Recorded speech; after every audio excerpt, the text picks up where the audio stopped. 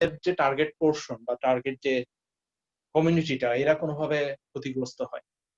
তো অন্য কোনো বারের চেয়ে আশা করি এবার নতুন কিছু পাবা, তবে আমার মতে ওইটা চিন্তা বাদ দিয়ে আপাতত প্রিপারেশনটা কন্টিনিউ রাখাই ভালো।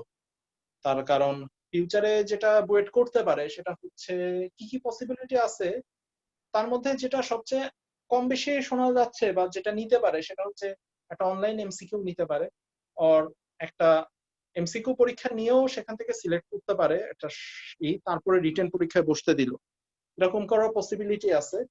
অর তোমার একটা বুয়েট কুয়েট রুয়েট চুয়েট মিলে একটা কম্বাইন্ড পরীক্ষা টাইপেরও নিতে পারে, যেখানে সিট বুয়েট কুয়েট রুয়েট চুয়েট চারটা জায়গাতেই পড়লো, ওখান থেকে একটা সিলেক্ট করে দেন সে তাদের মধ্যে থেকে আবার রিটেন পরীক্ষা, যাতে অ্যাটলিস্ট মোটামুটি সবার একটা পরীক্ষা দেওয়ার সুযোগ থাকে। আশা করি এরকম অ্যাটলিস্ট মানে স্টুডেন্টরা ক্ষতিগ্রস্ত হয় এই ধরনের কোনো ডিসিশন আশা করি আসবে না। তারপরও বলা মুশকিল, অনেক কিছু চেঞ্জ হইতে পারে। সবচেয়ে বড় কথা হচ্ছে ইটা আসুক তোমাদের, এই ডিসেম্বরের আগে রেজাল্টটা পাবলিশ করুক, তারপরে বোঝা যাবে সিচুয়েশন কোন দিকে যাবে। ওকে, আচ্ছা, এই জুমে টুকটাক একটু কিছু ফোকাসিং এর প্রবলেম থাকে, ওটা 2-1 মিনিট থাকলেও এটা ঠিক হয়ে যাবে। সো শুরু থেকে স্ক্রিন একটু হলে ওটা হওয়ার দরকার নেই। আমার নিজস্ব যেটা জুম ওইটাতে এই প্রবলেমটা হয় না। সানরাইজেরটা তো এটা আবার আপডেট করা মেবি, আমি এই কারণে আমার জুম আপডেট ছাড়া চালাচ্ছিলাম। ওকে, তাহলে আমাদের আজকে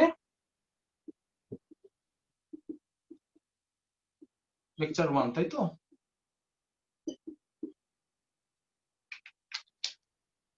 সরি, ধরো মার্কারটা ঠিক করে নি।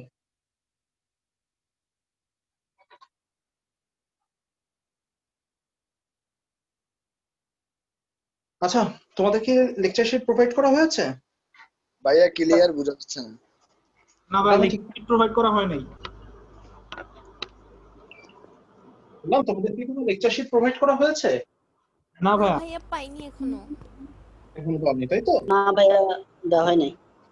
আমি যেটাই জানতে চাচ্ছি এই জন্য, লেকচার শিট না প্রোভাইড করলে আমার কিছু আসবে যাবে না, ক্লাস করতেও তোমাদের কোনো প্রবলেম হবে না, জাস্ট আমার নিজে জেনে রাখার জন্য প্লাস তোমাদের। আর দ্বিতীয় কথাটা হচ্ছে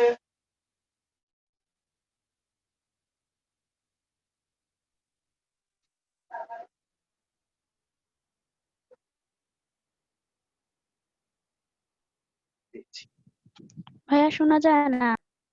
আচ্ছা, বললে তো শোনা যাবে, মার্কার ছিলাম। যেটা বলছিলাম, দ্বিতীয় কথাটা হচ্ছে আজকে টপিক তো জানো? না ভাইয়া জানি না। ও, সেটাও না। গুড। আচ্ছা, আজকে মেইনলি আমাদের হচ্ছে ফার্স্ট পেপারের চ্যাপ্টার 3। আচ্ছা, তোমরা তো বাংলা মিডিয়াম আর ইংলিশ ভার্সন, এর বাদে ইংলিশ মিডিয়ামের তো কেউ নাই, আসলো? ওকে, ফাইন, অবশ্যই বলতাম। তাহলে আজকে আমাদের লেকচার 1 যেটা, সেটা হচ্ছে রাসায়নিক বন্ধন, মানে তোমাদের ফার্স্ট পেপারে চ্যাপ্টার 3টা পর্যায় সারণী আর রাসায়নিক বন্ধন, এটা হচ্ছে আমাদের আজকে লেকচার। তো আসছো ফার্স্টে, তোমাদের চ্যাপ্টারটা অনেক বড় এবং মেইনলি থিওরি ক্যাটাগরি চ্যাপ্টার। তো তোমাদের এর মধ্যে কোন কোন টপিকগুলা অ্যাডমিশনের জন্য বেসিক্যালি সবচেয়ে বেশি জরুরি, ওই টপিকগুলো আগে বলে আসি, ঠিক আছে? সব থেকে জরুরি টপিক পাবা হচ্ছে এইটা, সংকরণ আর হাইব্রিডাইজেশন। আমাদের আজকে বেসিক্যালি খুব ভালো মতো এই টপিকটার উপর ফোকাস করতে হবে, ঠিক আছে? স্ক্রিনটা একটু সাফল করবে, এটা নেক্সট ক্লাস থেকে প্রবলেমটা হবে না, নেক্সট ক্লাসে আমি প্রবলেম ঠিক করে দিবে, এটা হচ্ছে জুমের আপডেট ভার্সনের কারণে এটা হয়। সো একটু 2-1 সেকেন্ড স্ক্রিনের দিকে তাকালে ওটা দেখবা অটোমেটিক্যালি ঠিক হয়ে যাবে। আচ্ছা, তোমাদের এই চ্যাপ্টারে সবচেয়ে মোস্ট ইম্পর্টেন্ট যে টপিকগুলো আছে তার মধ্যে সবার 1 নম্বরে থাকবে হচ্ছে হাইব্রিডাইজেশন বা সংকরণ। ওকে, এর বাইরে আর যে টপিকগুলো আমাদের ভালো মতো পড়া লাগবে সেটা হচ্ছে ফাজানের নীতি, ফাজানস ল, এটার আমি ইংলিশ টার্ম লিখলাম না। 3, group chemistry.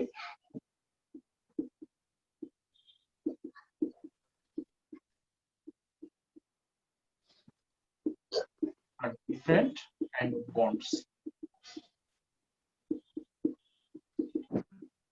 Different kinds of bonds এর মধ্যে তোমরা পাবা পাই, সিগমা, সন্নিবেশ বন্ধন বা coordinate bond, hydrogen bond, etcetera etcetera. আর কিছু জিনিস আছে যেটা পুরো চ্যাপ্টারের জন্য all time important, all time vital. যেমন তোমাকে ডেফিনেটলি একটা এলিমেন্টের একটু কাইন্ডলি তোমরা তোমাদের ইটা অফ রাখো, যখন কোনো কোশ্চেন করবা বা তখন মাইক্রোফোনটা খুলে নিও। আপাতত এমনি জাস্ট ক্লাস করার সময় মাইক্রোফোনটা অফ রাখো।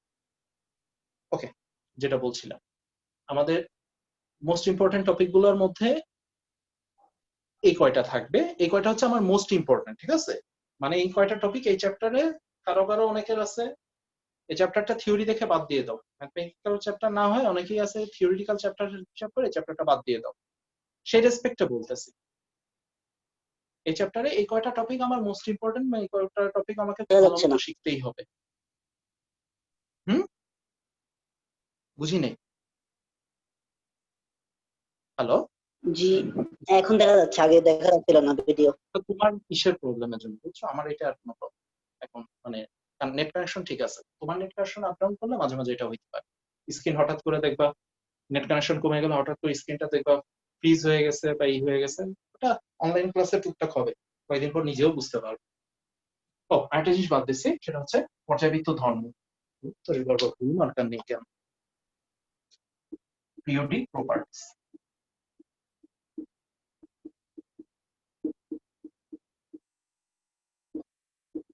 ইংলিশ ভার্সনের জন্য আবার বলতেছি, যদি কোনোটা আমি মিস করে যাই ইংলিশ টার্ম বা তোমাদের কোনোটা বুঝতে অসুবিধা হয়, সাথে সাথে আমাকে বলবা, ঠিক আছে? আশা করি প্রবলেম হবে না, কখনো হয়ও না, তারপরও যে কোনো সময় যে কোনো প্রবলেম হতে পারে। এই 5টা টপিক এই চ্যাপ্টারে আমাদের মোস্ট ইম্পর্টেন্ট: সংকরণ, ফাজানের নীতি, group chemistry, different kind of bonds, আর পিরিয়ডিক প্রপার্টিজ বা পর্যায়বৃত্ত ধর্ম। এর বাইরে কিছু টপিক আছে যেগুলো আমাদের এই চ্যাপ্টার পড়ার জন্য জানতে হবে, মাস্ট। 1, ডিটারমাইনিং পজিশন, পর্যায় সারণীতে কোনো একটা মৌলের অবস্থান নির্ণয়। এটা আমরা আমি ধরে নিচ্ছি এটা তোমরা সবাই জানো, যদিও তোমাদের ইন্টার পরীক্ষা দিতে হয় নাই, বাট এটা এসএসসি থেকে শিখে আসার কথা, এবং এটা খুব কমন একটা জিনিস, এবং এটা তোমরা জানো, এটা আমি ধরে নিতে বাধ্য। 2, আরেকটা জিনিস, এটা অনেকের জানা থাকে বা থাকে না, কিন্তু এইখানে আমার মাস্ট লাগবে, সেটা হচ্ছে পিরিয়ডিক টেবিলের 1 থেকে 36 নম্বর পর্যন্ত মূল্যগুলা মুখস্থ থাকতে হবে, প্লাস তারা কে কোথায় বসতেছে, অর্থাৎ 1 থেকে 36 নাম্বার পর্যন্ত এলিমেন্ট গুলা পর্যায় সারণীতে বা পিরিয়ডিক টেবিলে এক্সাক্ট পজিশন। ব্যাপারটা এরকম, আমি যদি তোমাকে নাইট্রোজেন বলি, তাতে অ্যাটলিস্ট তোমাকে উইদিন 10 or 15 সেকেন্ড এটা মাথায় ক্লিক করা লাগবে যে নাইট্রোজেন গ্রুপ 15 এর একটা মৌল, আর ওইটার অ্যাটমিক নাম্বার হচ্ছে 7, মানে ওইটার হচ্ছে 7, এবং ওইটা পর্যায় সারণীতে তোমার দ্বিতীয় পর্যায়ে এবং গ্রুপ 15 এ আছে। এবং তখন এটা যদি আমি বলি যে নাইট্রোজেন আর ফসফরাসের তাহলে পজিশন কোথায়, তাহলে বলবা নাইট্রোজেন ফসফরাসের উপরে আর ফসফরাস নাইট্রোজেনের নিচে, এবং তারা একই গ্রুপে। এই যে 1 থেকে 36, এটা 1 থেকে 30 হলেও প্রবলেম নেই, 36 যদি হয় ভালো, 30 হলেও কোনো প্রবলেম নেই। 1 থেকে 30 এর মধ্যে এই যে এলিমেন্ট গুলো আছে, এগুলো পর্যায় সারণীতে এক্সাক্ট পজিশন, পর্যায় সারণীতে তাদের ইচ অ্যান্ড এভরিথিং, এই ব্যাপারটা যত তাড়াতাড়ি তোমরা, ইচ অ্যান্ড এভরিথিং বলতে আমি বলতে চাচ্ছি না যে তোমরা মুখস্থ করো প্রত্যেকের পারমাণবিক ভর, হ্যান ত্যান, পর্যায় সারণীতে ওই যে একটা ঘর করে তার মধ্যে যত ইনফরমেশন থাকে এগুলো সব মুখস্থ করো, এটা আমি তোমাদের বলতেছি। আমি তোমাদের জাস্ট বলতেছি যে 1 থেকে 30 নম্বর পর্যন্ত মৌলগুলোর নাম মনে রাখতে হবে। 1, 2, এদের পর্যায় সারণীতে তুলনামূলক অবস্থান। তুলনামূলক অবস্থান বলতে এটা বোঝায় যারা 1 থেকে 30 এর মধ্যে যারা গ্রুপ 1 এ আছে তাদের নাম, আর 1 থেকে 30 এর মধ্যে আমার গ্রুপ পর্যায় 1, পর্যায় 2, পর্যায় 3 এবং পর্যায় 4 প্রায় কভার হয়ে যাচ্ছে। তাহলে 1 থেকে 30 এর মধ্যে যারা পর্যায় 2 তে আছে, সেকেন্ড পিরিয়ডে আছে, আর যারা থার্ড পিরিয়ডে আছে তাদের নাম, আর 1 থেকে 30 এর মধ্যে ইনার্ট গ্যাস, আই মিন নিষ্ক্রিয় গ্যাস কি কি আছে, এই যে ইনফরমেশন, এগুলো তোমাদের আস্তে আস্তে মুখস্থ করে ফেলতে হবে। ওকে, তাইলে আমাদের মেইনলি আজকে টপিক গুলা কি কি পড়তে হবে, বা কোন কোন টপিকের উপর আমরা মোস্ট ইম্পর্টেন্স দিচ্ছি, টপিক গুলা ক্লিয়ার? জি ভাই, ফাইন। তাহলে এবার আমরা একটা শুরু করি। ওকে, ওকে স্যার। যেহেতু অনলাইন ক্লাস, বুঝছো, আমি তোমাদের সামনে দেখতেও পাচ্ছি না, সো কতটুকু ক্যাচ করতে বা কতটুকু অ্যাবজর্ব করতে পারতেছো এটা আমার বোঝার কোনো ওয়ে নাই। সো আমাকে বারবার কোশ্চেন করে করে জেনে নিতে হবে আর কি। সো ক্লাসটা একটু স্লো আগাবে, তো এটা আমাদের মেনে নিতেই হবে, কিছু করার নেই।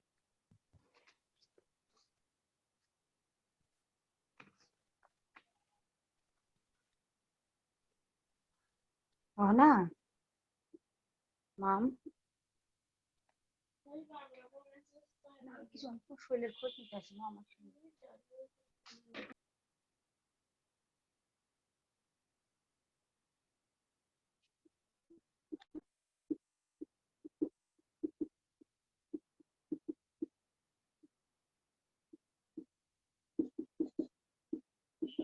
ওকে, সংকরণ আর হাইব্রিডাইজেশন আমাদের ইন্টারের জন্য মোস্ট ইম্পর্টেন্ট টপিক ছিল। আমার ধারণা কিভাবে একটা সংকর অরবিটাল গঠিত হয় এই জাতীয় ইনফরমেশন গুলো মোটামুটি তোমাদের সবার আইডিয়া আছে। আমি হয়তো ছোট্ট করে একটু ব্রিফ করে বলে নিতে পারি, আর তোমাদের কাছ থেকে যে আমি বের করে নিব। তার আগে আমাকে জাস্ট সবাই একটা কোশ্চেনের অ্যান্সার দাও, সবাই বলতে যে কেউ রেসপন্স করতে পারো। সেটা হচ্ছে এই হাইব্রিডাইজেশন জিনিসটা দরকার কেন, ফর হোয়াট রিজন আমরা এই হাইব্রিডাইজেশন জিনিসটা করতে চাই, এই জিনিসটা আমাদের পড়ানো হয় বা পড়ানো হয় সেটা পরের কথা। মেইনলি জিনিসটা আমাদের কেমিস্ট্রিতে বা বন্ডিং এ কি ভূমিকা রাখে এটা কেউ বলতে পারবা? বা জিনিসটা যদি হাইব্রিডাইজেশন না শিখতাম আমরা বা না জানতাম তাহলে প্রবলেমটা কই হতো, এটার আইডিয়া কেউ দিতে পারো? কোশ্চেনটা শোনা গেছে ক্লিয়ারলি? গঠন বের করতে কোন একটা যৌগে কত মাত্রিক বা ফাইন, কি না গঠন বের করাটা অ্যাকচুয়ালি পরে আসছে। যখন আমরা হাইব্রিডাইজেশন শিখছি, হাইব্রিডাইজেশন শিখতে যাই তখন আমরা গঠন কেমন হতে পারে বা বন্ড অ্যাঙ্গেল এগুলোর আইডিয়া হচ্ছে হাইব্রিডাইজেশন যখন আমরা শিখলাম তারপরে। কিন্তু মেইন কোশ্চেনটা ছিল আমার মানে কি কারণে বা কি দেখে আমাদের মনে হইলো যে হাইব্রিডাইজেশন ছাড়া কোনো বন্ড ফর্ম হচ্ছে কি হচ্ছে না এটা বোঝা সম্ভব না। স্যার অরবিটালের মধ্যে যে বিজোড় ইলেকট্রন ক্রিয়েট করার জন্য লাইক প্রত্যেকটা অরবিটালের হচ্ছে কি সমশক্তির মাধ্যমে সমযোজী বন্ধন গঠন করার জন্য। আচ্ছা, সমশক্তির মেইন কথা হচ্ছে হাইব্রিডাইজেশনের ডেফিনিশনটা হচ্ছে যে অরবিটাল গুলো প্রত্যেকটা একটু ভুল, অ্যান্সারটা হবে বহিস্তরে যে কয়টা আছে সে কয়টা, আউটার শেলে। আউটার শেলে অরবিটাল গুলো সমশক্তি করার জন্য। ফাইন, কাছাকাছি। আমি আরেকটু তাহলে তোমাদের ডিটেলস বলে দিই। শোনো, আমরা আপাতত যে জিনিসটা পড়তেছি বা পুরো চ্যাপ্টার, এই চ্যাপ্টার পুরোটা জুড়ে তোমাদের যে জিনিসটা পড়ানো হয় সেটা হচ্ছে কোভালেন্ট বন্ডিং আর সমযোজী বন্ধন। ঠিক আছে, বেসিক্যালি পুরো চ্যাপ্টার জুড়ে আমাদের সমযোজী বন্ধনই পড়ানো হয়। তো একটা সমযোজী বন্ধন গঠন করার কন্ডিশন হচ্ছে চারটা। এটা আমি তোমাদের একটা ছবি ড্র করে বুঝাই দিই। যে কোনো একটা সমযোজী বন্ধন গঠন করার কন্ডিশন হচ্ছে চারটা। কন্ডিশন নাম্বার 1, দুইটা অরবিটাল থাকবে উইথ আনপেয়ার্ড ইলেকট্রন। দুইটা অরবিটাল থাকবে, এই দুইটা অরবিটাল মনে করে নাও, এই দুইটা অরবিটাল থাকবে এবং তাদের ইলেকট্রন দুইটা অরবিটালে একটা করে ইলেকট্রন থাকবে আনপেয়ার্ড। আমরা জানি একটা অরবিটাল সর্বোচ্চ দুইটা ইলেকট্রন দখল করতে পারে। এখানে যে দুইটা ইলেকট্রন থাকবে সেই দুইটা ইলেকট্রন আনপেয়ার্ড হবে, অর্থাৎ অযুগ্ম ইলেকট্রন বিশিষ্ট অরবিটাল। এটা হচ্ছে আমার প্রথম শর্ত। দ্বিতীয় শর্ত হচ্ছে এই যে দুইটা ইলেকট্রন এদের স্পিন অপোজিট হইতে হবে। এই যে দুইটা ইলেকট্রন এদের স্পিন বিপরীতমুখী হইতে হবে। সো এখানে দেখো দুইটা স্পিন আমি সেম দেখাচ্ছি। সো এই অবস্থায় বা এই কন্ডিশনে এরা বন্ড ফর্ম করতে পারবে না, এদের স্পিন অবশ্যই অপোজিট হওয়া লাগবে। পরের কন্ডিশনটা হচ্ছে এই যে দুইটা অরবিটাল, এখন যে দুইটা অরবিটাল তোমরা দেখতে পাচ্ছ, এই দুইটা অরবিটাল ওভারল্যাপ করবে। ওভারল্যাপ করবে বলতে এরকম বোঝায় যে দুইটা অরবিটাল একটার একটার সাথে মিশে যাবে বা একটার অংশ শেয়ার করবে, তুমি যেমনি চিন্তা করো। অথবা এভাবে চিন্তা করতে পারো দুইটা অরবিটাল মিলে নতুন একটা অরবিটাল গঠন করবে। এটা হচ্ছে ভালো সলিউশন। এটাকে বলে ওভারল্যাপিং, যে দুইটা অরবিটাল মিলে নতুন একটা অরবিটাল গঠন করবে। ফোর্থ এন্ড ফাইনাল, সবকিছুর পরেও বুঝছো একটা শর্ত থেকে যায়। শর্তটা হচ্ছে এই যে নতুন যে অরবিটালটা তৈরি হয়েছে, ঠিক আছে, এই অরবিটালটার এনার্জি অবশ্যই এই দুইটা অরবিটালের মিলিত এনার্জি থেকে কম হতে হবে। এই চারটা শর্ত কন্ডিশন ফুলফিল করলে একটা কোভালেন্ট বন্ড হয়। যেহেতু এটা তোমাদের কোনো পরীক্ষার কোশ্চেন না, এই কারণে আমি এটা লিখাই দিচ্ছি না, এটা জাস্ট তোমাদের জাস্ট জানার জন্য। এই যে আমি থিওরিটা বললাম, এটাকে ইংলিশে বলা হচ্ছে ভ্যালেন্স বন্ড থিওরি, যোজনী বন্ধন মতবাদ।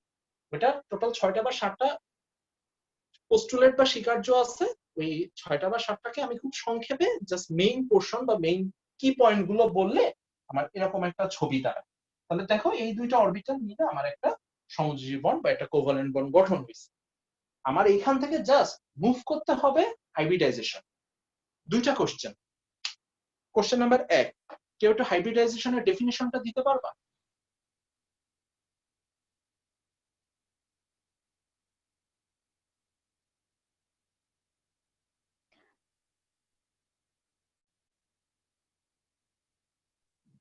কোন মৌলের সর্ববহিঃস্থ স্তরের ভিন্ন ভিন্ন শক্তির অরবিটালকে সমশক্তির অরবিটালে পরিণত করার যে প্রক্রিয়াটাকে হচ্ছে হাইব্রিডাইজেশন বলে। সমশক্তির সাথে সমসংখ্য এই ওয়ার্ডটা অ্যাড করতে হবে। সমশক্তির এবং সমসংখ্য এই দুইটা। ঠিক আছে, ফাইন। এক গেল আমাদের হাইব্রিডাইজেশনের ডেফিনেশন। আশা করি সবাই শুনছো। এটা জাস্ট তোমাদের একবার মনে করানোর জন্য, নাথিং এলস। এখন তার মানে হাইব্রিডাইজেশনের মুখ্য উদ্দেশ্য হচ্ছে কত বহিস্তরে বা আউটার শেলে যে অরবিটাল গুলো থাকে সেই অরবিটাল গুলোকে সমশক্তির করা। কথা হচ্ছে এই যে আমরা একটা সমযোজী বন্ধন করলাম, এই বন্ধনের সাথে আমার হাইব্রিডাইজেশনের কোনো রিলেশন আছে কিনা। কারণ কি তোমরা প্রায় এই বন্ধন আর হাইব্রিডাইজেশনকে গোলায় ফেল। হাইব্রিডাইজেশনের ফল পরে যে বন্ধন হয়, বন্ধন হওয়ার সাথে হাইব্রিডাইজেশনের কোনো সম্পর্ক নেই। তাহলে আমাদের আপাতত টপিকটা হচ্ছে যেটাই যাই সেটা হচ্ছে, তাহলে এটা তো তোমাদের না জানা থাকার কোনো কথা না। জাস্ট আমি কি কি ভাবে একটা বন্ধন গঠনের কি কি শর্ত সেটা খালি আমি বললাম। এখন আমার মেইনলি যেটা কোশ্চেন সেটা হচ্ছে হাইব্রিডাইজেশন কেন দরকার, এই জিনিসটা এবার খালি আমি তোমাদের ক্লিয়ার। মনে করো আমি মিথেন গঠন করতে চাই, তাহলে প্রথমে আমি কার্বনের ইলেকট্রন বিন্যাস চেক করি।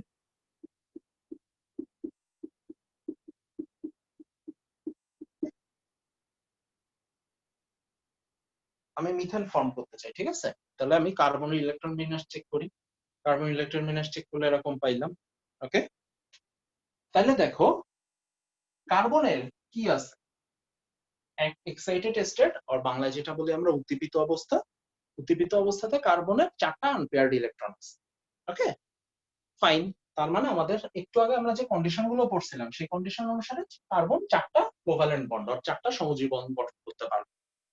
তোমরা এক কাজ করো, প্রতিটার সাথে একটা করে হাইড্রোজেনের 1s কে নিয়ে আসো। এই প্রতিটা আনপেয়ার্ড ইলেকট্রনের সাথে একটা করে হাইড্রোজেনের 1s কে নিয়ে আসো। ফাইন।